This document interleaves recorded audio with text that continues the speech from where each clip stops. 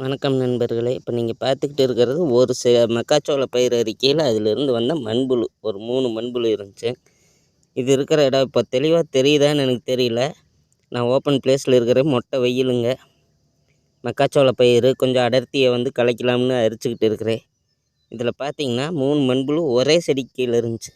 இப்படி அடர்த்தியாக, அதாவது ஒரு சதுரத்துக்கு ஒரு கனசதுர அடியில் 22 மண்புழு இருக்குதுன்னா, அந்த நிலத்தில் நீங்கள் இயற்கை தொழு உரம் மட்டும் வருஷத்துக்கு ஒரு 1.5 டன்னு போட்டிங்கன்னா கூட ஓரளவுக்கு இயற்கை நிலை மாறாது. எந்த பயிரை போட்டாலும் நல்லா விளையும். இதை கூறவே இந்த தகவல். அதேபோல் ரசாயன உரங்களை இடுவதால் இந்த மண்புழுக்கள் அழிய வாய்ப்புள்ளது.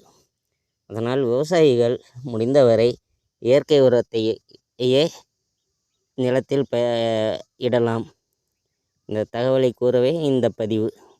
நம்ம காட்டிலெல்லாம் பார்த்திங்கன்னா உழுது இருக்கிறதுக்கான அடையாளமே இல்லாமல் போயிட்டுது இன்றைக்கி இருக்கிற காலத்தில். மண்புழுங்கிறது இப்போ இங்கே இருக்கிறது காணா, மண்ணுக்குள்ளே போயிட்டுது உழுதுகிட்டு. இப்படி உழுதுகிட்டு போகையில் மண்ணில் வேருக்கு நல்லா காற்றோட்டம் கிடைக்கும். அப்போ இந்த காற்றுல இருக்கிற நைட்ரஜனை நல்லா எடுத்துக்கிறப்ப தான்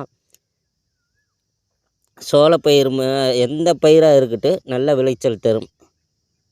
இதை கூறத்தான் இந்த பதிவுங்க. பிடிச்சிருக்கிறவங்க உங்கள் ஃப்ரெண்ட்ஸுக்கு ஷேர் பண்ணுங்கள், சப்ஸ்கிரைப் பண்ணுங்கள்.